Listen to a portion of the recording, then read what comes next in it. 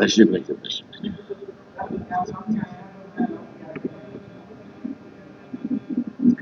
आगे मैं आपको कहूँगा, मैं आज परमिट करूंगा आपको, मगर जो भी मेंबर किसी दूसरे को ऑथराइज करेगा, the authorization should be like it. कोई बात नहीं, आज इन रिलैक्सेशन ऑफ रूल्स में आपको बता दें। ये Devendra Kumar Maniyal ji. Sir AQ number 1309, minister in charge school education. Sir, AQ number 1309, School Education Department has taken a number of initiatives to bring the children to the school and to ensure 100% enrollment at primary level. The initiatives taken in this regard are as under: conduct of enrollment drives by Director School Education Kashmir. Enrollment drives are being conducted every year. Identification of out-of-school children through door-to-door survey and their mainstreaming through direct enrollment. Establishment of seasonal centers for the children of tribal migratory population to prevent learning disruption during the migratory period. Free uniforms and textbooks are being provided to around 8 lakh children. Providing of midday meal under PM Poshan to every child from pre-primary sections to class 8.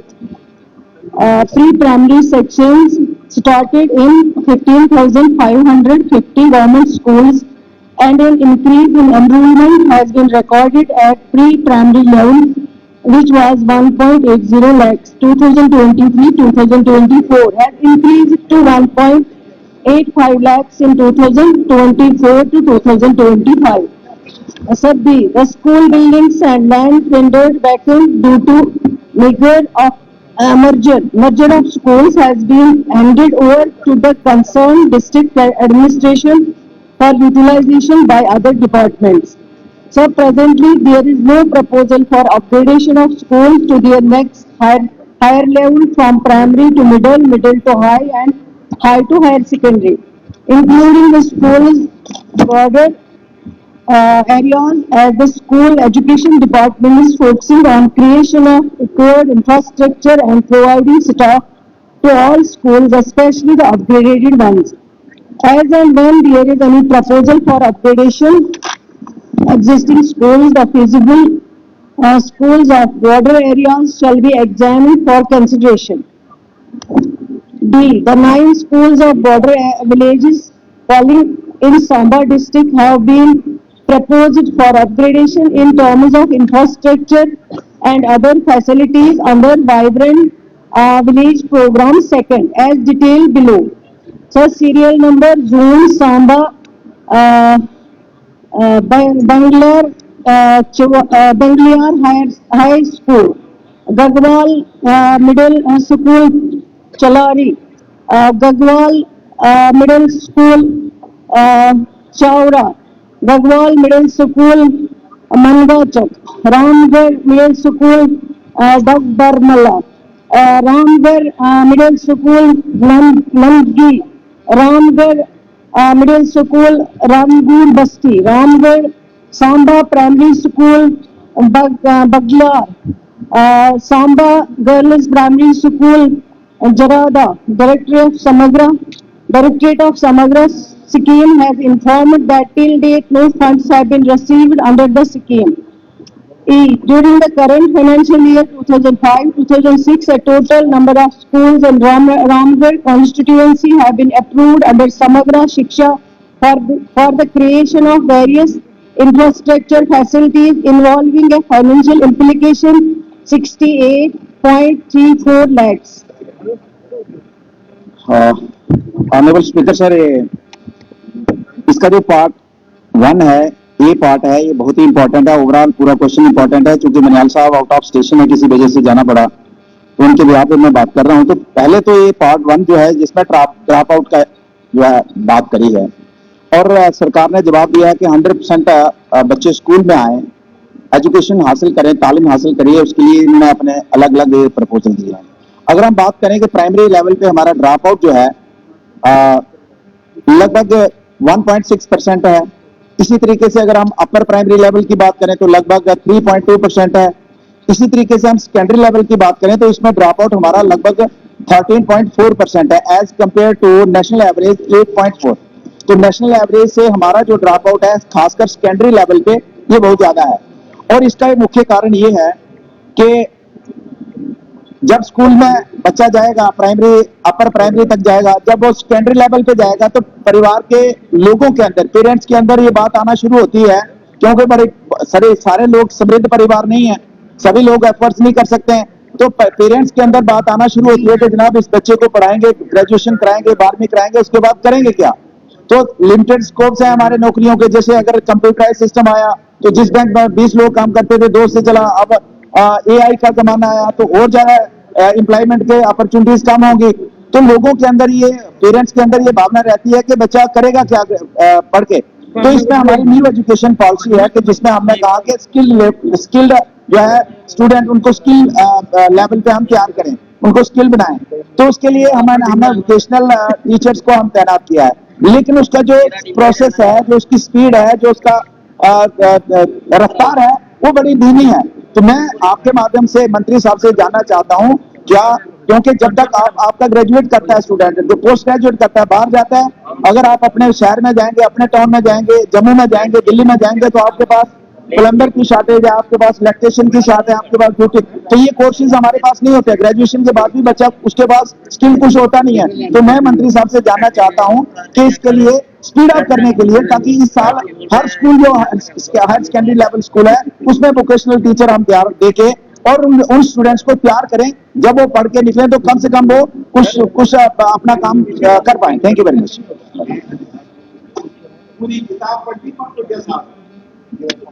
Sir, जो honourable member का concern है वो सही है, लेकिन मैं ये भी कहना चाहूंगी कि पिछले 1-1.5 साल में जितनी इम्प्रूवमेंट हुई है, मैंने ऑलरेडी अपने सवाल में बता दिया कि ड्रॉप आउट पहले बहुत थे, इसमें कोई दो राय नहीं है, मैं मानती हूँ, लेकिन आज के डेट में इसमें कमी आई है, क्योंकि मुख्तलिफ स्कीम जो एजुकेशन डिपार्टमेंट चलाता है, चाहे वो स्कूल चलो स्कीम हो, चाहे वो मिड डे मील स्कीम हो, चाहे वो बच्चों के लिए लाडली बेटी स्कीम जो सोशल वेलफेयर डिपार्टमेंट चलाता है, इसी तरह कैंपेनिंग, अवेयरनेस जो कैंप लगे हुए हैं पिछले इन 1-1.5 वर्षों में डायरेक्टरेट लेवल पे, सीओ लेवल पे, जेडयू लेवल पे, ताकि लोगों को कन्विंस करें कि वो बच्चों को स्कूल भेजे। हमारा मकसद ये है कि ज्यादा से ज्यादा पढ़े और पढ़ाई के बगैर कोई भी बच्चा ना रह सके, ये हमारी कोशिश है। लेकिन सर, मैं ऑनरेबल एमएलए को बताना चाहूंगी कि पिछले 1.5 साल से इसमें काफी बेहतरी आई है। मैं नहीं कहूंगी कि 100% हमने अचीव किया है, लेकिन काफी हद तक हम इसमें आगे बढ़ चुके हैं।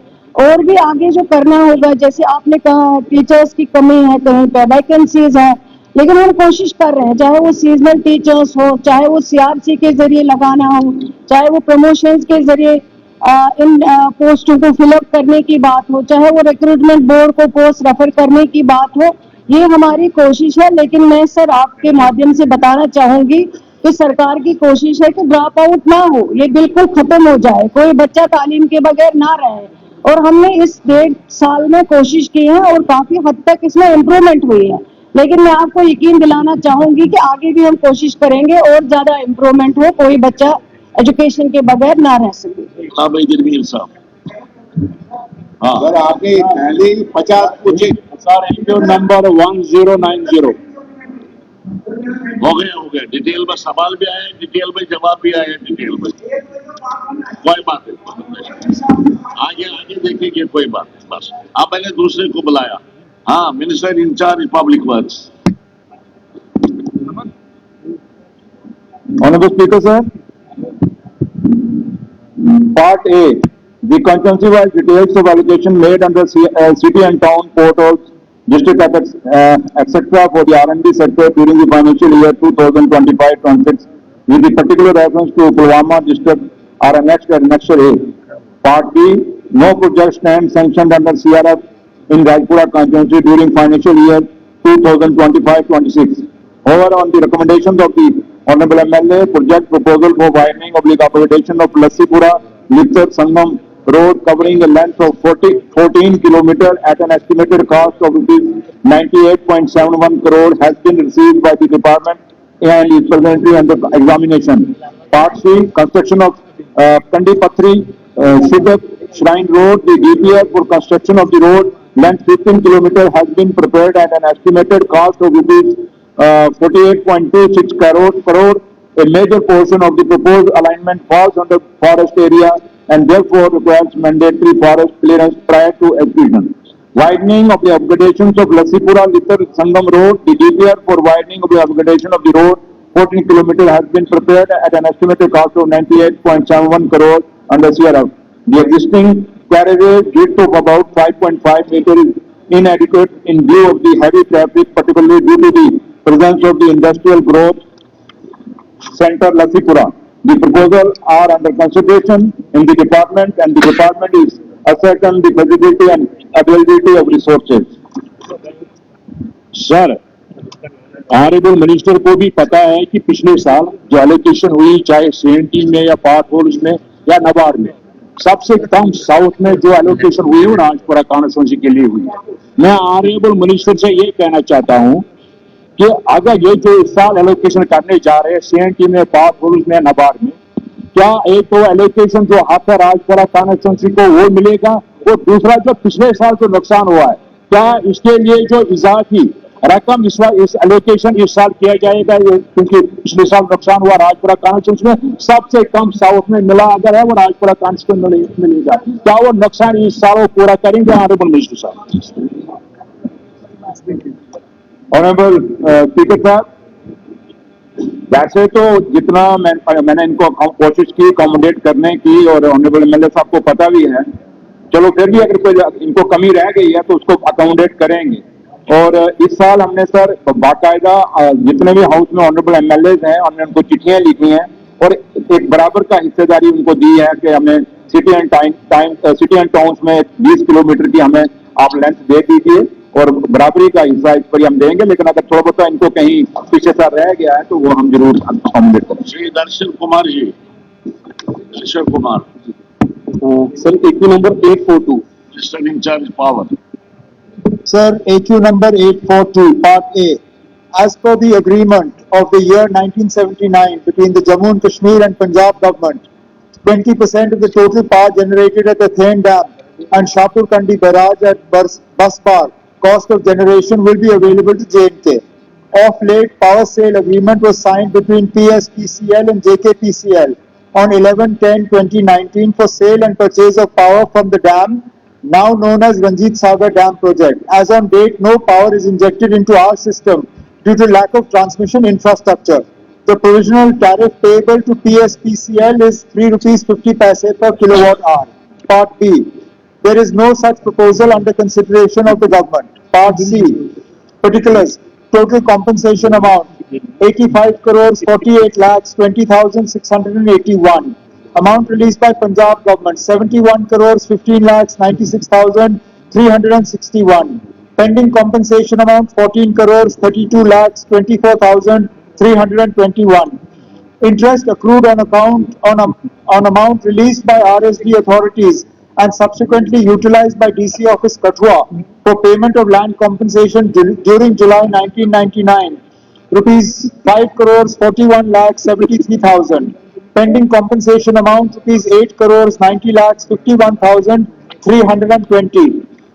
Payment to be made as per various court orders 1 crore 10 lakhs 10,060.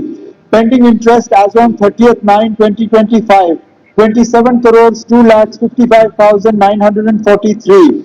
Total amount 37 crores 3 lakhs 17,323 rupees. Payment received from RSD during 2020 21 crores 8 lakhs 58,646 rupees. Balance on account of compensation including interest as on 30th/9/2025 15 crores 94 lakhs 58,677. Compensation disbursed 50 crores 51 lakhs 996 rupees. Reason for delay in full compensation. One of the major reasons for the delay in the release of complete compensation is the non-submission of requisite documents by certain landowners. These documents include application for compensation, bank account details, PAN card, Aadhaar card, etc.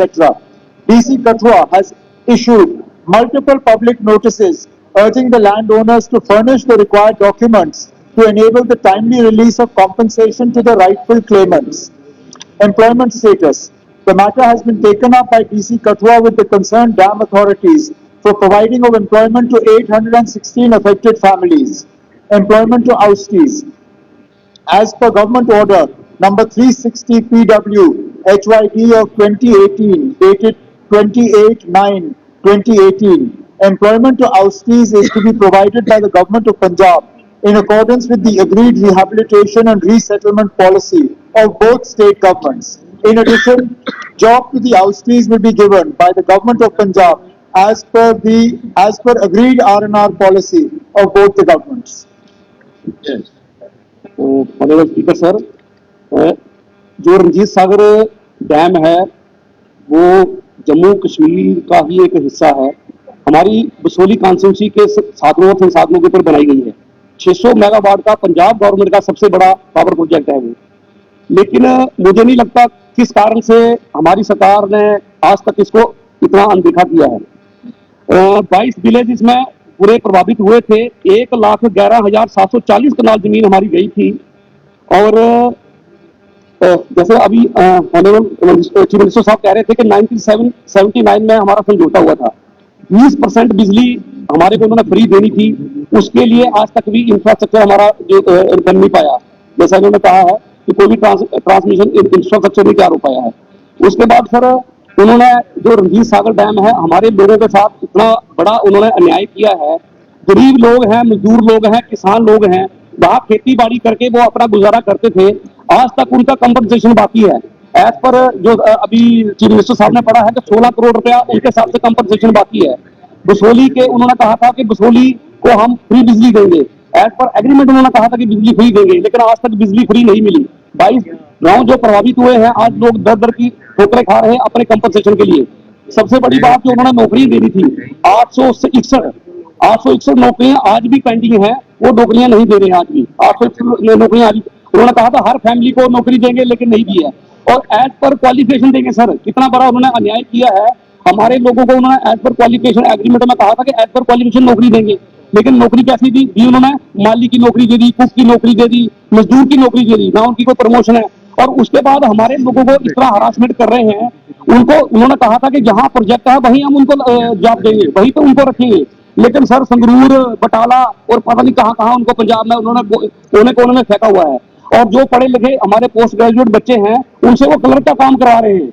काम उनसे ले रहे हैं, clerk का काम ले रहे हैं। अच्छी जो पढ़े लिखे नौजवानों के हिसाब से काम ले रहे हैं, लेकिन वो है वही कुक है, माली है और वही। जी जी। इसके बाद सर और 152 फैमिली उन्होंने जिनको नौकरी दे रखी है सर वो नॉन ट्रेसेबल फैमिलियां हैं। ये RNR पर पॉलिसी भी थी। उन्होंने कहा था कि रेजिडेंशियल कॉलोनी बना के देंगे, बिजली देंगे, पानी देंगे। उसके लिए भी कुछ नहीं हुआ। जो रिहेबिलिटेशन और रीसेटलमेंट का कुछ नहीं। उसके बाद sir reimbursement to collectorate as per agreement regarding the salary and other expense users gift hold by the Punjab government. वो भी कोई 9 करोड़ रुपए करीब है, वो भी उन्होंने होल्ड करके रखे हुए हैं।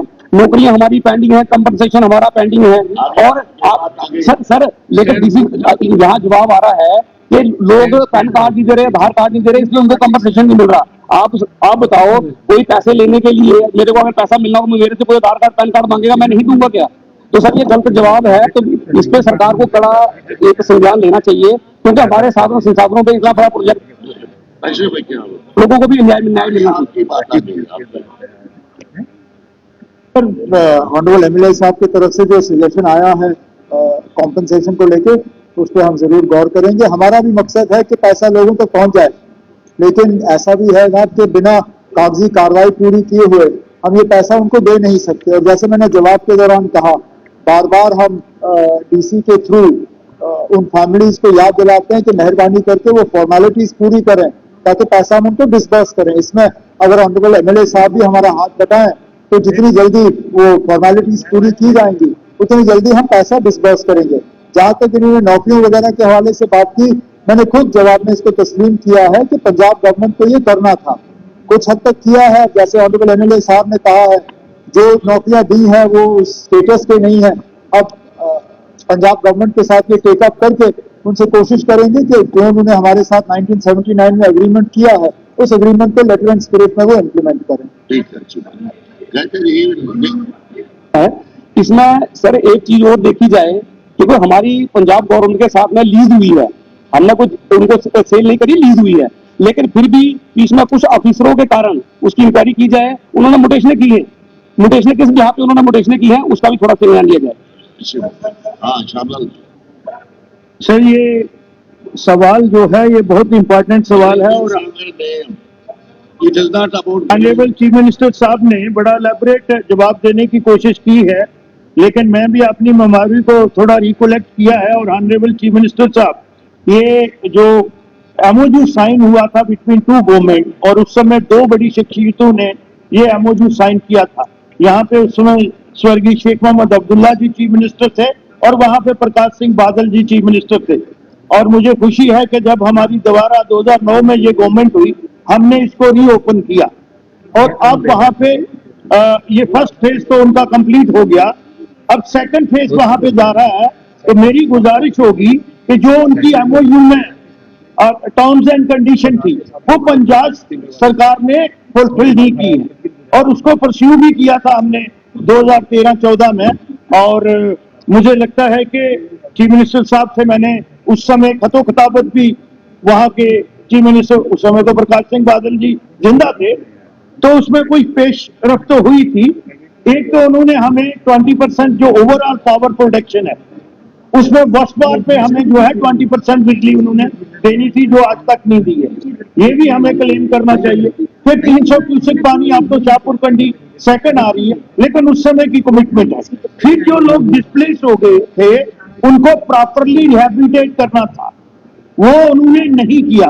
और खुद ऑनरेबल चीफ मिनिस्टर साहब ने माना है कि 800 से ज्यादा नौकरियां हमारी रहती हैं।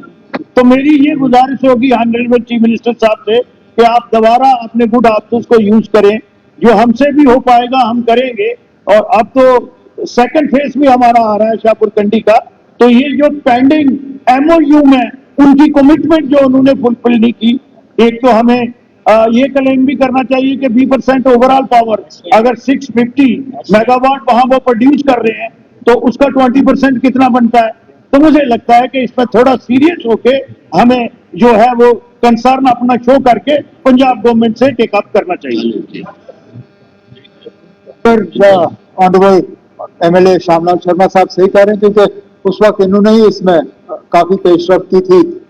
हमारी इससे पहली जो हुकूमत थी इनका जो सुझाव आया है, मशवरा आया है, जरूर अपने लेवल पे मैं अपने counter part chief minister, Punjab chief minister के साथ टेकअप करके उन्हें इन चीजों के बारे में याद दिला दूंगा कि उनकी क्या कमिटमेंट है, क्योंकि ये इंडिविजुअल की कमिटमेंट नहीं है, ये सॉवरेन कमिटमेंट है between government of Punjab and government of Jammu and Kashmir. इससे मुकरने का कोई सवाल पैदा होता नहीं है। उनको हम याद दिला देंगे और उनको कन्विंस करेंगे कि उनको अपनी एग्रीमेंट जो है उसको इम्प्लीमेंट करना होगा। सर जमशेद लो जी सर नहीं सर AQ नंबर 1491 वो उसी के बारे में पूछता है। सर AQ नंबर 1491 कैसे उठे तो हमें धोखा दे रहे हैं government of India. Krishna Ganga गुरेज में बना, उन्होंने कहा नौकरियां देंगे ना बिजली दे। हाँ मिनिस्टर इंचार्ज पब्लिक वर्क्स, आपने जवाब दिया।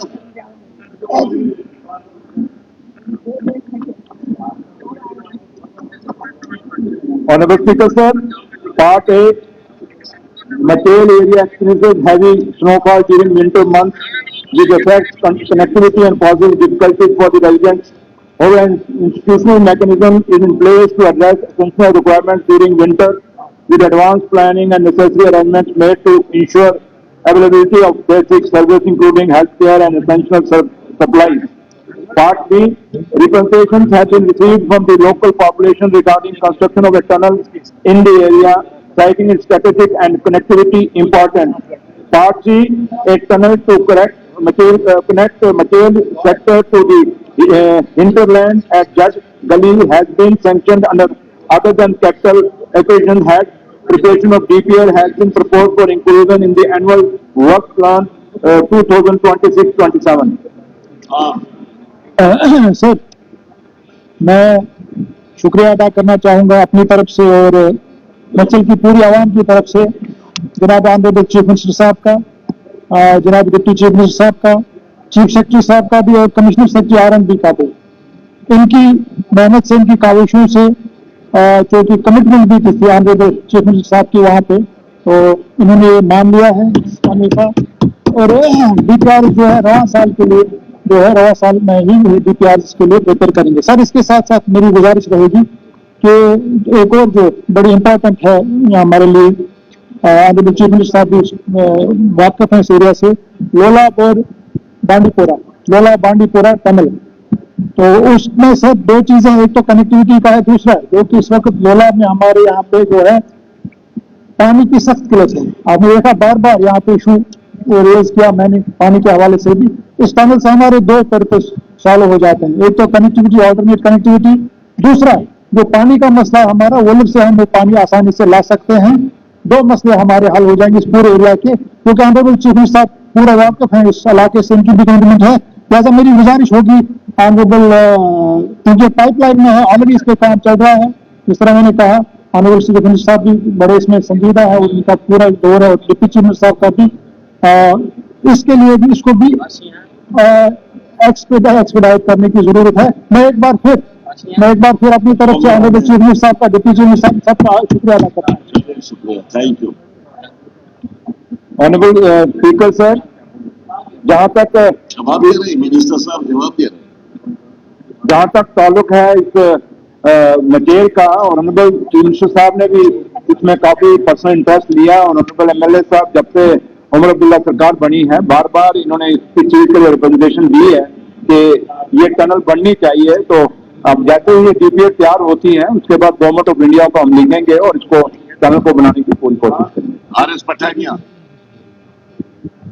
Speaker sir, AK number 1240। Minister in charge health. So, AK number 1240. The Cancer Institute Oncology Departments in the UT of Jammu and Kashmir are functioning as daycare centers exclusively for the administration of chemotherapy for the solid tumors. These services are being provided strictly in accordance with the mandatory guidelines issued by the Tata Memorial Hospital, and all standard treatment protocols are being meticulously followed. There is no violation of any mandatory TMC guidelines. Further, chemotherapy services are being delivered as per approved norms under the ABPM-JAY scheme. No, it is not a fact that the anti-cancer injections, that is Ramucirumab, Projecta, Physgo, and immunotherapy drugs are available at Sikkim Srinagar through JKMSL RC drugs, which are part of cancer care of health benefit packages of Ayushman Bharat PM-JAY Sehat scheme, or procured through JKMSL. All procurements of chemotherapy and supportive drugs are carried out strictly accordance with the prescribed financial rules, procurement guidelines, and established procedures through JKMSL. However, in case of non-availability of drugs, local purchases are resorted or to only to meet emergent clinical requirements in the interest of patient care. Such procurements are duly supported by requisite technical jurisdiction and approvals as per prescribed norms. During the last 2 years, requests seeking relaxation of or modification of existing standard treatment guidelines wherever received have been examined on merit and processed strictly as per prescribed procedure and consultation with the competent technical authorities. हाँ बताया। Honourable speaker sir, बहुत एहतराम है माननीय minister साहिबा का, लेकिन और भी ज्यादा एहतराम से मैं चाहता था कि ये पूरा सवाल का जवाब पड़े। झूठ पे झूठ, फ्रॉड पे फ्रॉड, और कहानी पे कहानी, लोरी पे लोरी सुना के बताई गई है। और मैं चाहूंगा, ये एक फिट केस है कि जम्मू कश्मीर जो एक हब बन गया है, कैंसर ट्रीटमेंट के नाम पे खाल उधेड़ी जा रही है पेशेंट्स की, लूट खसूट मचाई जा रही है। और ये लूट खसूट वो लोग बचा रहे हैं जिन लोगों को ऊपर वाले के बाद उनको मानते हैं। आई डील इट पॉइंट वाइज। मैं उम्मीद करूंगा मिनिस्टर साहब, मुख्यमंत्री साहब भी यहाँ पे उनके ध्यान में रहे। I deal it point wise, very very categoric, very specific. TMC guidelines, Tata memorial guidelines, ये अमेरिकन उससे ग्रिड के साथ चलता है, और टीएमसी गाइडलाइंस को जम्मू एंड कश्मीर सिग्नेटरी है। बड़ी सादे सा भाषा है। मेडिकल कॉलेज में कोई मेडिकल ऑन्कोलॉजिस्ट है नहीं, और मेडिकल ऑन्कोलॉजी कीमोथेरेपी कर रहा है। This is as good as कि हमारे मोटर गैराज में मैकेनिक कोई नहीं है, लेकिन गाड़ियों की रिपेयर वहां की जा रही है। Very simple. ये टीएमसी, मोटी मोटी टीएमसी गेट एक्सेप्ट बोला, और कैसे कह रहा है वॉलेटिंग बोला? This is being वॉलेटेड with full immunity. मैं दूसरा सवाल पूछ रहा हूं कि ये रेमी सिरोमैब, डॉक्टर मुजम्मिल 4 इंजेक्शन उन्होंने परचेज किए, प्रिस्क्रिप्शन भी मेरे पास है, बिल भी मेरे पास है, मैं हाउस के ध्यान में लाऊंगा। आप जवाब दे रहे हैं ये कभी हमने कश्मीर में प्रोवाइड नहीं किया। Again a false statement made on the floor of this house. Point number 3, 2 crore रुपए की दवाइयां गवर्नमेंट मेडिकल कॉलेज जम्मू में, जिनके पास ऑन्कोलॉजिस्ट कोई नहीं है, जिन्होंने कैंसर ट्रीटमेंट की दवाइयां खरीदी हैं, ये जस्टिफाई कर रहे हैं, कह रहे हाँ खरीदी है इन अकॉर्डेंस विद नॉट। अभी कौन सा नॉर्म के साथ, कौन सा नॉर्म है? You don't have a medical oncologist, you don't have a technical opinion. चौथा पॉइंट, जो स्टेट कैंसर इंस्टीट्यूट से रिकमेंडेशन जाती है आपके chief executive officer state health agency के पास, जो अपने आप में एडमिनिस्ट्रेटिव ऑफिसर है, वो एक टेक्निकल एक रिपोर्ट पे वही सिट्स इन टीम, कभी मॉडिफाई करता है, कभी आगे करता है। मैंने पूछा है कितनी रिकमेंडेशंस गई, कितनी रिकमेंडेशंस में आपने एक्सेप्ट किया, कितने में रिजेक्ट किया? एक्सेप्ट करने का रीजन क्या था और रिजेक्ट करने का रीजन क्या था? Because he is not a technical manager. मैं वेरी सिंपल, वेरी स्पष्ट, गाड़ी को कोई प्रॉब्लम है, एक आईएएस ऑफिसर डील कर रहा है कि इसको गाड़ी को ये चीज चाहिए कि नहीं चाहिए, उसके बाद बेसिस क्या है? कितने, उन्होंने कभी कोई नहीं बताया मुझे कितने गए, कितने एक्सेप्ट हुए, कितने रिजेक्ट हुए, लेकिन सिंपल बता रहे हैं we do it on merit and strictly as per the procedure. What is this procedure? What is this fraud? मेरा स्पेसिफिक सबमिशन है सर कि this is a big fraud, और एक हाफ एन आवर डिबेट इसमें चाहिए। जम्मू कश्मीर में cancer की लामत बढ़ती बढ़ती बढ़ती बढ़ती जा रही है, और ये जो स्कैंडल है कैंसर की दवाइयों के नाम पे, ये बिल्कुल प्रेवलेंट है। मुझे सरकार का, माननीय मिनिस्टर साहिबान का बहुत एहतराम है, लेकिन ऑफिसर साहिबान ने इनको मिसलीड किया। मैं उम्मीद करूंगा कि मिनिस्टर साहिबान इसमें complete reply to satisfy not only the member, because the house has participated in the discussion, house इसमें participate हो, facts लोगों के सामने आए। अगर कोई तथ्य है, अगर कोई फैक्ट है, मैंने कोई पॉइंट किया तो लोगों के सामने आए। मैं रिक्वेस्ट करूंगा मिनिस्टर साहब जवाब दें इसको। सर, एक जो ऑनरेबल मेंबर ने यहाँ बात की है रिगार्डिंग कैंसर पेशेंट्स, ये सही बात है, हम सबका कंसर्न है और इसमें कोई दो राय नहीं है। जम्मू कश्मीर में कैंसर पेशेंट्स की तादाद जो है वो बढ़ गई है। ओवरऑल अगर देखेंगे आप, बहुत सारे केसेस ऐसे हैं जो जिनकी तादाद ज्यादा है। सर, एक तो इन्होंने कहा है ऑनकोलॉजिस्ट जो है वो है ही नहीं, लेकिन मैं इनकी जानकारी के लिए बताना चाहूंगी, जो जीएमसी के प्रिंसिपल साहब है वो खुद ऑनकोलॉजिस्ट है। दूसरा, जो इन्होंने मेडिसिन टाटा मेमोरियल हॉस्पिटल के बारे में कहा है कि प्रोटोकॉल जो वहां से आता है पेशेंट्स को, कि जैसे फॉर एग्जांपल यहाँ का कोई कैंसर पेशेंट गया है, उनका प्रोटोकॉल वहां से आता है, उसी प्रोटोकॉल को यहाँ पे फॉलो अप किया जाता है। अगर कहीं पे खुदा न खास्ता वो मेडिसिन जो उन्होंने प्रिस्क्राइब की है कैंसर पेशेंट के लिए, वो मेडिसिन यहाँ पे अगर अवेलेबल ना हो, लेकिन उसी के मुताबिक वही सेम, जिसमें सेम प्रिपरेशन होता है मेडिसिन में, वो उसकी बजाय ली जाती है। दूसरा, जो उन्होंने कहा है कि इसके बहुत स्कैंडल है, लेकिन सर मैं यहाँ पे बताना चाहूंगी, अगर कोई स्कैंडल इनकी नजर में है उसको आइडेंटिफाई करें, जरा हमें भी मदद मिल जाएगी उसको एक्सपोज करने में। और जो कैंसर पेशेंट की जो मेडिसिन जब आती है, उसकी रिक्विजिशन जो आती है वो हेड ऑफ डिपार्टमेंट से आती है, उसको मैं या आप ये एमएलए साहब आइडेंटिफाई नहीं करते हैं। वो एचओडी को आइडेंटिफाई करना मैंडेटरी है। अगर एचओडी आइडेंटिफाई नहीं करेगा, वो रिक्विजिशन नहीं भेजेगा। उसमें सर ऑलरेडी कमेटी बनी हुई है, हमसे पहले हमने कोई कमेटी चेंज नहीं किया, जो ऑलरेडी कमेटी बनी हुई है, और उस कमेटी में जो कंसर्न एचओडीज हैं जिनको इस मेडिसिन का कंसर्न है, वो आइडेंटिफाई करते हैं। वहां से रिक्विजिशन आती है, जीके एमएससीएल जो है वहां से रिक्विजिशन आके उनको मिलती है, और वहां से मेडिसिन देते हैं। उसके बाद टेंडरिंग होती है और वो मेडिसिन आते हैं। वो इन पेशेंट इसको जो प्रोटोकॉल टाटा मेमोरियल हॉस्पिटल से आता है, उस प्रोटोकॉल को फॉलो अप किया जाता है।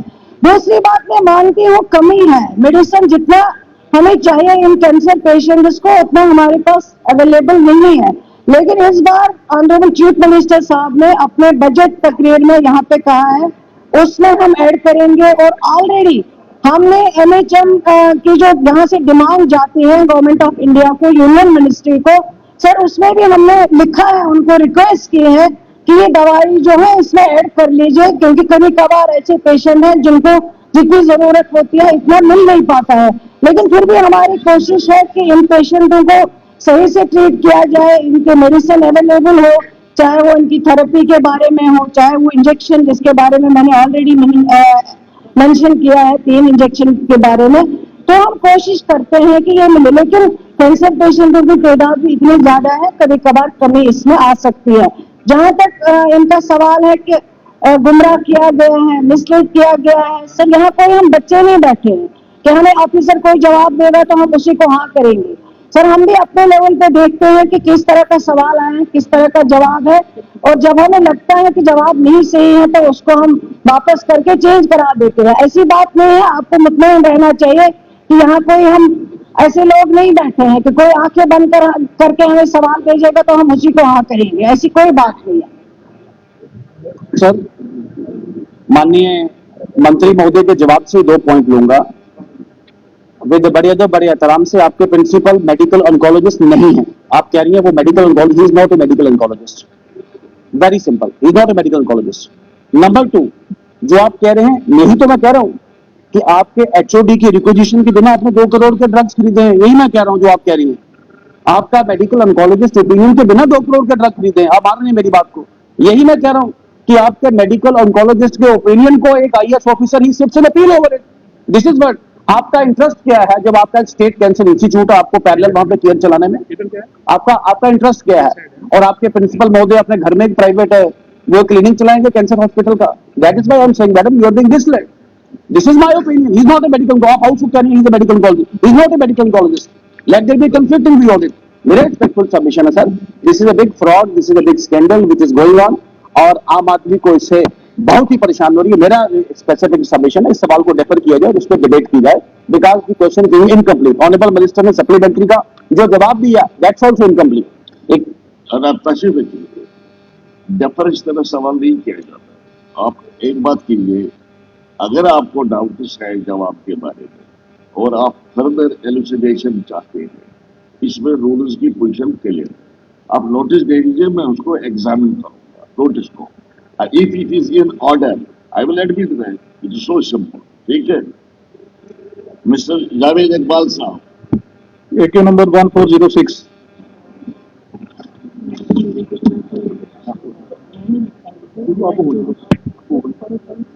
yes, Minister in charge of public works. Honorable Speaker sir, Part A, Katranka Khwas Road, 30 kilometers. The road suffered and damages due to the flash floods during the previous year, resulting in the erosion of road surface, damage to retaining structures, and formation of potholes at several locations. Funds amounting to rupees 344.10 lakh have been authorized for its permanent restoration, and the work has been allotted and is under progress. Mogla to Khwas via Pati Nala route, the road has been upgraded under PMGSY Part 3rd at the cost of rupees 1,484.00 lakh and was physically completed on 7th of June 2024. The road is presently under second year maintenance period and patch repairs including laying of Primex carpet are in progress. The remaining 3 kilometer stretch, Khwas Gunda Road, was completed in November 2018 and a renewal coat was laid during 2023-24. However, certain stretches were damaged due to heavy rainfall in August 2025. Funds have been earmarked under permanent restoration works with allocation for rupees 76.80 lakh for T1 Mogla Khwas via Pati Nala and rupees 22.40 lakh for Khwas Gunda stage second during 2026-27, and restoration work shall be taken up accordingly. Part B, regarding the proposal to hand over the road to DRO, no such proposal is presently under consideration as the road is presently being maintained by the concerned executing agency under the existing departmental framework. Sir ये road 50 kilometre road है, दो faces में है। ये 2023 में sir road complete हुई थी, CRF के अंडर ये रोड की कंस्ट्रक्शन हुई थी और एक साल में सर रोड पूरी डैमेज होगी, इसका सब स्टैंडर्ड काम होगा।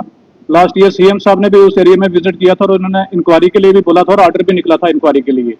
उसके बाद सर ये फ्लैश फ्लड में रोड कंप्लीटली डैमेज हो गई है। ये रोड 1 लाख पॉपुलेशन को सर कैटर करती है। जब पेशेंट्स को आना होता है, बच्चों को स्कूल आना होता है, कॉलेज आना होता है, सर बड़ी दिक्कत बनती है। रोज सोशल मीडिया पे इसकी जो वीडियोज हैं वो वायरल होती हैं और बड़ी शर्मिंदगी सर उठानी पड़ती है। तो ये 344 लाख रुपया इन्होंने रेस्टोरेशन में सैंक्शन किया था, ये रिलीज नहीं हुआ है। कंट्रैक्टर की लाइबिलिटी है, कंट्रैक्टर डेली मेरे घर पे आ जाता है, मैंने आश्वासन देके उसे काम करवाया था। और सर इसमें 15 करोड़ रुपए की जरूरत है रीसरफेसिंग की। अगर वो 15 करोड़ रुपया नहीं मिलेगा तो ये रोड जो है मोटरेबल नहीं होगी। मेरी मिनिस्टर साहब से गुजारिश है कि इस रोड के ऊपर तवज्जो दी जाए और इसके लिए जो 15 करोड़ रुपया है रीसरफेसिंग के लिए इस्तेमाल किया जाए और साथ साथ जो पहले भी इंक्वायरी की जाए कि इसका सब स्टैंडर्ड काम क्यों हुआ है। शुक्रिया सर। ऑनरेबल स्पीकर सर, जहाँ तक कि कोटरंका ख्वास रोड का ताल्लुक है, मैंने एसीएस पीडब्ल्यू को उनको एक डायरेक्शन दी थी कि इसकी इंक्वायरी कराई जाए। मैं चेक कर लूंगा कि इसकी इंक्वायरी की रिपोर्ट आई है या नहीं आई है। लिहाजा जहां जहां भी खाली कोटरंका ख्वास रोड की बात नहीं, जहां भी जब से उमर अब्दुल्ला सरकार ने टेक ओवर किया है सर, हमने सख्ती से डिपार्टमेंट में हिदायतें दी हुई हैं ऑफिसरों को कि कहीं भी क्वालिटी से कोई कंप्रोमाइज नहीं होगा और काफी सारी चीजें हमने इसमें एक्शन लिए हैं। और एक ऑनरेबल सीएम साहब ने जब पुंछ में पहली मीटिंग ली थी, रिव्यू मीटिंग डिस्ट्रिक्ट की ली थी, वहां ऑनरेबल एमएलए पुंछ ने इशू उठाया था कि एक पीएमजेएस की रोड जो है वो सब स्टैंडर्ड काम हुआ है, क्वालिटी वर्क नहीं हुआ, तो हमने उसको एसीबी को भेज दिया हुआ उस रोड को सर इंक्वायरी के लिए। तो लिहाजा और भी जैसे ये ऑनरेबल एमएलए हैं उधमपुर से मोंगरी रोड है, उसके भी काफी सब स्टैंडर्ड वर्क हुआ था, उसकी भी हमने इंक्वायरी के लिए लिखा हुआ है, उसकी भी इंक्वायरी रोड मैं पूछ लूंगा कि कहां तक पहुंची है। तो लिहाजा जहां भी सब स्टैंडर्ड काम होगा उसको हम कभी भी टॉलरेट नहीं करेंगे और सरकार उसको कभी भी ऑन नहीं करेगी। इनका एक स्पेसिफिक सवाल था कि आपने 3 करोड़ 44 लाख रुपया अथराइज किया था मगर पैसा रिलीज आज तक नहीं हुआ, वो कह रहे हैं। नहीं सर, अथराइजेशन की है, अगर यहाँ हमने कहा हाँ अथराइज किया है, मैं क्यों रिलीज नहीं हुआ, यही है सवाल आपका। सर रिलीज नहीं हुआ, वही मैं चेक करा लूंगा sir.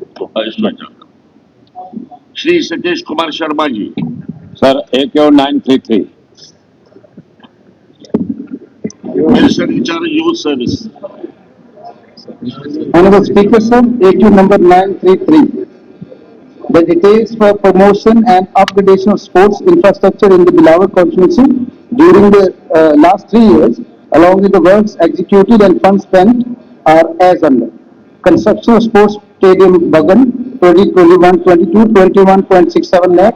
Construction of sports stadium Palan, 2021-22, 19.52 lakh completed.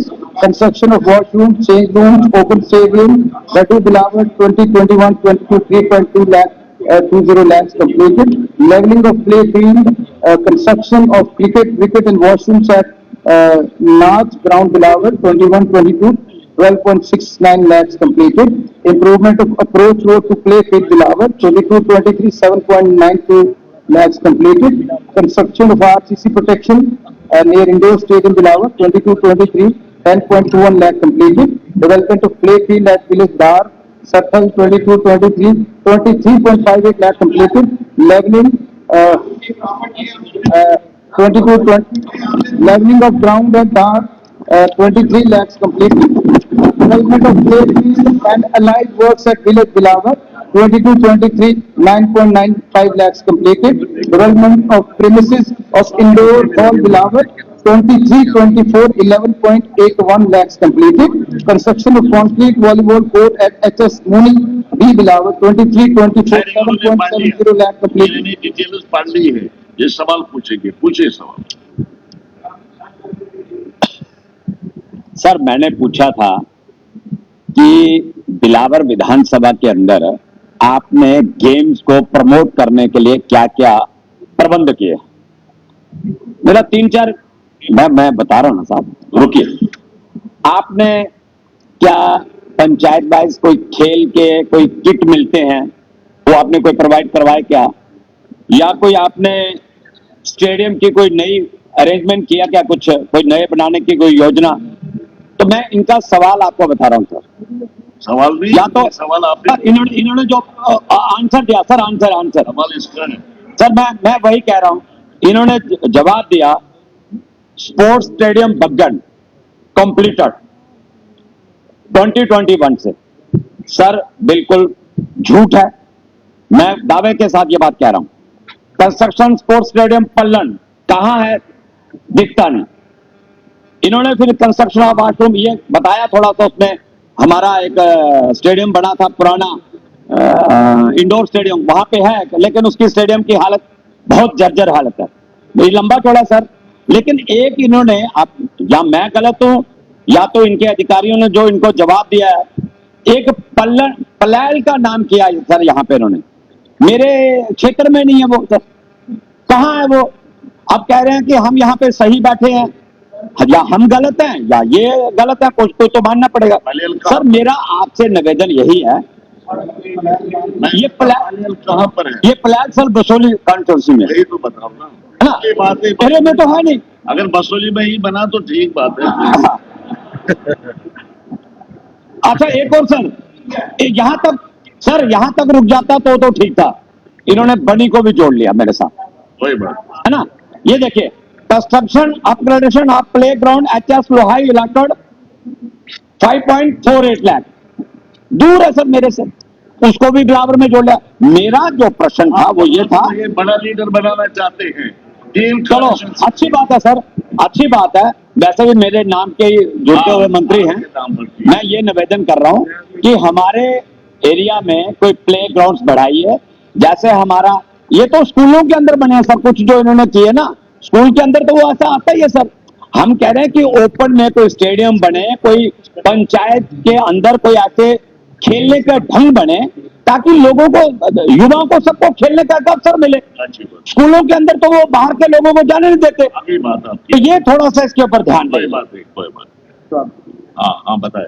Honourable speaker sir, जो हमें विरासत में मिला बदकिस्मती ये है कि उसे हमें कौन करना पड़ेगा, लेकिन यार सुन लिया करो ना, तो अपने नाम का लिहाज रखो कुछ। अच्छा सर, डिस्ट्रिक्ट कठुआ में सर स्पोर्ट्स इंफ्रास्ट्रक्चर, यार सुन लो ना, आप गैलरीज को एड्रेस कर रहे हो, आपने डेवलपमेंट करानी है गैलरीज को एड्रेस। सर डिस्ट्रिक्ट कठुआ में सबसे ज्यादा 35 करोड़ रुपया लगा sir, as per as infrastructure is concern. कई बार क्या होता है, कॉन्स्टिट्यूंसी जो अपनी असेंबली कॉन्स्टिट्यूंसीज की जो बाउंड्रीज है वो इररिलेवेंट हो जाती हैं। पहाड़ी पे हम 400 करोड़ 500 करोड़ का नहीं कर सकते, इसलिए इक्विटेबल नहीं हो सकता। लेकिन I assure on the floor of the house to honourable member कि रूरल और बॉर्डर बेल्ट को हम तरजीह देने जा रहे हैं। पिछले दिनों ऑनरेबल मिनिस्टर चीफ मिनिस्टर साहब से बात की हुई, वो आए थे, उनसे हमने एश्योरेंस ली कि जितनी रूरल और बॉर्डर बेल्ट की कॉन्स्टिट्यूंसी है जहां पे नशा आ रहा है, वहां हम हर कॉन्स्टिट्यूंसी को बराबर देंगे और आपको भी देंगे, आपके नाम की वजह से आपको कुछ फालतू देंगे हम। और ये ऑन द शोर, और इस बार हमने सर पिछली बार 75% जो पैसा था सर वो हमने ऑनगोइंग प्रोजेक्ट में दिया, और 25 करोड़ में सर हमने 68 कॉन्स्टिट्यूंसीज को एडजस्ट किया, 25 करोड़। और इस साल जो रह गई हैं उनको हम सर डबल देंगे। हम खेलों को सर मुख्यमंत्री साहब की क़यादत में हिंदुस्तान में नंबर 2 नंबर 3 पे ले जाएंगे अगले 4 सालों में। कोशिश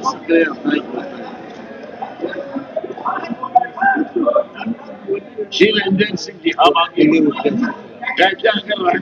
छोटी सी सर, छोटी सी मैंने पूछा था, एक मिनट जैसा मैंने पूछा था सर, अरे सुनो भैया, मैंने पूछा था कि हमारे एरिया में कितने आपने कंपटीशन करवाए। इन्होंने सर मुझे लिस्ट दे दी, 1 2 या 3 पे की 53, और हुए कहां पे? कठुआ डिस्ट्रिक्ट हेडक्वार्टर पे, बिलावर में एक नहीं, और ये मुझे दे रहे हैं वहां की लिस्ट, ये दे रहे हैं। वैसे भी इनका मुझ पे एक बनता है कि इनके जो पूर्वज थे वो मेरे क्षेत्र में, जब वो पाकिस्तान से उधर से उजड़ के आए रेफ्यूजी बन के, तो मेरे क्षेत्र में मिलते हैं तो कहते हैं साहब हम आपको स्टेडियम भी दे रहे हैं, हम आपको ये भी दे रहे हैं, देते कुछ नहीं, ये झूठा संख्या है। फिर कहिए, आप ही अनाउंस कर दे। रामकोट में इनके बुजुर्ग रहे हैं सर। सर मेरे गांव में एज ए रेफ्यूजी इनके बुजुर्ग रहे हैं, वहां पे इनका बनता है देना। उसका जांच करेंगे, आज इस साल करेंगे उसका जांच। Randhir Singh ji, Randhir Singh ji, Account number 1168. Minister in charge जल शक्ति।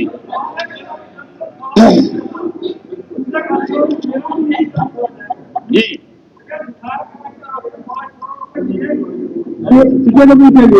लेकिन मेरे को 20,000 भी नहीं मिले, तो अब हम फिर किससे बात करें? बिल्कुल।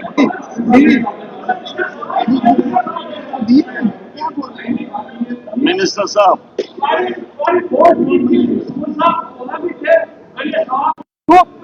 ये बताइए, जवाब क्या दे देंगे, बताइए। सर एक बड़ी बदकिस्मती है अफसरों को भी। यार सुनो मैं आपको मैं सुनता हूं।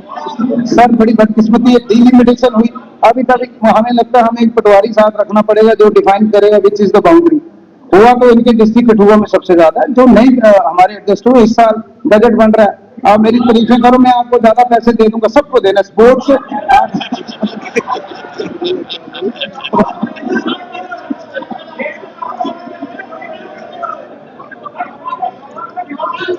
कोई बात नहीं। कि 4 करोड़ आपको स्टेट उनके लिए दिया, वहाँ है भी कुछ नौजवान जब आते हमारे घरों को, हम क्या जवाब देंगे उन लोगों कोई को? बात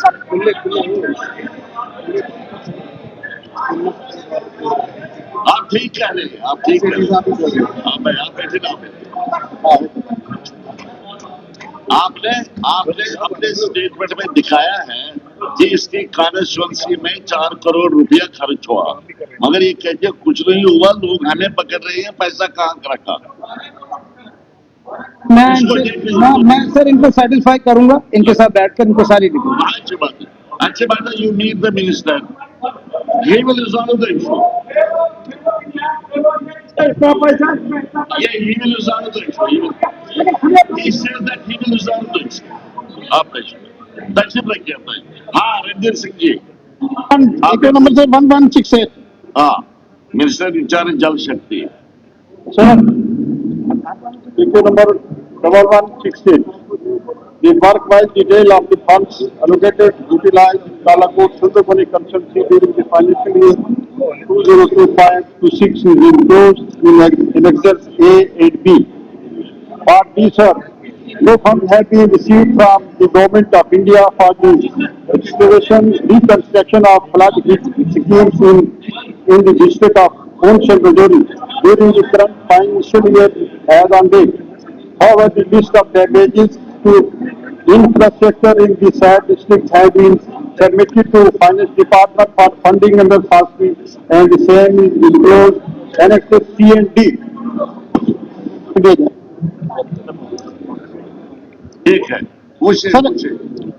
सर 1.5 साल इस असेंबली को हो गया है। जी, मेरे भाई मिनिस्टर साहब ने सिर्फ एक स्कीम वहां पे अप्रूव की है 7 लाख रुपए की, और वो भी इनके अपने रिलेशन में वो आदमी था उनकी। मेरे कहने पे वहां पे कोई काम नहीं हुआ। मैंने इनसे रिक्वेस्ट की थी, आज जो डिटेल इन्होंने मुझे दी, जो बीडीसी प्लान जो मैंने बनाया वो, जो सीडीएफ दिए वो, इनने मेरे कालाकोट सुंदरबनी कॉन्स्टिट्यूंसी में इन्होंने एक पैसा भी नहीं दिया मेरे कहने पे। सर वाटर टैंकर मांगते हुए मुझे लगता है तीसरी बार यहाँ पर बैठे हैं इन्होंने। वाटर टैंकर तक सुंदरबनी में जो है हमारा क्षेत्र है सब डिवीजन सुंदरबनी में, उसमें एक वाटर टैंकर की जरूरत थी, इन्होंने वाटर टैंकर वहां पे नहीं दिया। सर जितने भी मोटर्स हैं, जैसे सर 15-15, 18 साल पहले पुरानी मोटर लगी थी मैकेनिकल डिपार्टमेंट की, पीएचई मैकेनिकल की, सारी की सारी मोटरें खराब हैं, वहां पे पानी लोगों को नहीं मिल रहा। मिनिस्टर साहब के पास में जाता हूँ तो इन अपने सर्टिफिकेट को कहते हैं भाई टेंडर लगा दो, कालाकोट का टेंडर लगा दो और मेरे लिए का टेंडर भी लगा दो। इन्होंने 2 बार 3 बार मुझे कहा कि आपके टेंडर लगे। सर ना वो टेंडर आए, ना वहां पे मुझे मोटरें मिली, ना मैं लोगों को पानी दे पा रहा हूँ। सर इनके पास बाकी भी डिपार्टमेंट हैं, ट्राइबल का प्लांट मैंने आपके सामने भी रखा था, बाकी सारे एमएलए का प्लांट इंटैक्ट रखा जो एमएलए ने बनाया। जो मेरे वाला प्लांट था वो काट दिया ट्राइबल का भी। सर पहले यही बताएं मुझे कि मेरे साथ दुष्कर्म क्या, अगर कालाकोट सुंदरबड़ी कांस्टिट्यूंसी के लोग वोटर्स जो हैं उन्होंने भारतीय जनता पार्टी को वोट दे दिया, तो इनको इतनी नफरत है कि उनके सभी को गले करते काटते नहीं, उनके गले काटते हैं, उनको कुछ नहीं देना। सर वजह क्या है? बताता सर वैसे ये जवाब दे दीजिए, जवाब दे दीजिए। सर जो डिटेल ऑनरेबल एमएलए साहब ने मांगी थी वो हमने एनेक्सर्स ए एंड बी और बी पार्ट का सी एंड डी में डिटेल इनको दे दी। उन्होंने खदशात जाहिर किए हैं कि शायद हमारे साथ कोई सोतीला सलूक किया जा रहा है, वो ऐसी बात नहीं। जो हमारे पास है उसकी डिस्ट्रीब्यूशन हम ये इक्वल डिस्ट्रीब्यूशन करते हैं और जो जो इनके प्रोजेक्ट्स हैं उनको कंप्लीट करने के लिए मैंने पूरी कोशिश की। और हाउस की जानकारी के लिए मैं ये भी गुजारिश करूं सर कि एक स्पेशल मीटिंग मैंने इनकी कंस्टिट्यूएंसीज को लेके एक तमाम जो मेरे डिपार्टमेंट्स के जितने भी डिपार्टमेंट्स हैं, ट्राइबल डिपार्टमेंट है, फॉरेस्ट डिपार्टमेंट है, जल शक्ति डिपार्टमेंट, एक रिव्यू मीटिंग भी मैंने ले ली थी और इनसे भी ये गुजारिश की थी कि कम से कम आप भी थोड़ा सा वहां पर्ची करें, आप भी थोड़ा सा वहां देखें और आपके प्रोजेक्ट जहां हमने पैसा दिया हुआ है वो पैसा लैप्स नहीं होनी चाहिए। और इसमें अगर आप ये देखेंगे तो इनका जो ये शिकवा है, जो पैसा इनको दिया गया है वो भी पैसा लैप्स हो रहा है। मैंने बार बार मैं खुद ये फरमा रहे हैं कि आपने पूछा कि वो आपका एडमिनिस्ट्रेटिव अप्रूवल, उसका वो अथॉराइजेशन आपको मिली नहीं मिली। मैं खुद इतना मुझे चिंता थी इनके एरिया को लेके तो मैं खुद कहता था इनको कि ये आप इसकी वो करवा लें, लेकिन साहब आदम ने ये अब बात यहाँ इन्होंने कर दी तो मुझे कहना तो नहीं चाहिए था। उन्होंने कहा कि आप क्या करेंगे, आप तो काफी लेट हो गया है, ये पहले ही हैंड्स अप हो गए। तो मेरी गुजारिश सर ये है कि जो मौजूदा सरकार है, अबुर अब्दुल्ला साहब की क़यादत में जो सरकार चल रही है, हम तमाम रीजन्स को, तमाम एरियाज को इक्वल डिस्ट्रीब्यूशन, यहाँ फंडिंग का तलब है या कोई भी रिप्रेजेंटेशन या कोई भी सरकार की तरफ से अगर कोई भी फैसिलिटी दी जाती है तो हम कोशिश करते हैं कि हर एरिया को जो है वो टच किया जाए। इसी तरीके से सर ये डिटेल जो है वो हाउस के सामने है और मैं समझता हूं कि ऑनरेबल एमएलए साहब को इससे मुतमईन देना चाहिए और अगर कहीं कोई कमी पेशी है तो वो बात करें। इन्होंने ट्राइबल डिपार्टमेंट की बात की, क्योंकि सर एक प्लान जो है वो डीसी से हमें आता है, पहले ही इनका प्लान जो है काफी लेट हुआ और उस लेट होने की वजह से पूरी स्टेट के प्लान को हमें डिले करना पड़ा। उन्होंने प्लान भेज दिया और फिर उसके बाद जो है एक मुझे रिप्रेजेंटेशन आई एमएलए रेवड़ी से, एमएलए थाना मंडी से, ऑनरेबल एमएलए हमारे जो बुजुर्ग के वहां से रिप्रेजेंटेशन आई, क्योंकि हमारा प्लान जो है हमें पूछ कर नहीं बनाया गया, वो हमने कंसर्न डीसी से एक रिपोर्ट मंगाई और उस रिपोर्ट के मुताबिक ये बात साबित हुई तो एमएलए इसको पूछा नहीं, इनकी कोई रिप्रेजेंटेशन मेरे पास नहीं आई, इनकी कोई रिप्रेजेंटेशन मेरे पास लिखित में नहीं आई। अगर ये बात साबित कर दें कि इनकी कोई रिप्रेजेंटेशन लिखित में आई या इन्होंने मुझे कहा कि हमें पूछा नहीं गया, मेरे पास ऑनरेबल एमएलए 3 आए, उन्होंने प्रोटेस्ट किया, तो बाकायदा प्रोटेस्ट किया कि जनाब हमें पूछा नहीं जाता है और अब ट्राइबल का जो प्लान है वो कैसे बन गया है। तो मैंने डीसी को डायरेक्शन दे दी कि अगर आपने एमएलए को पूछा नहीं है तो प्लान आसर नो जो है उस प्लान को भेजा जाए। और वो प्लान दोबारा आया और थ्रू प्रोसेस एक प्रॉपर जो प्रोसीडिंग के बाद जो है वो दोबारा प्लान जो है अप्रूव हुआ और उन एरियाज में वो पैसा चला गया।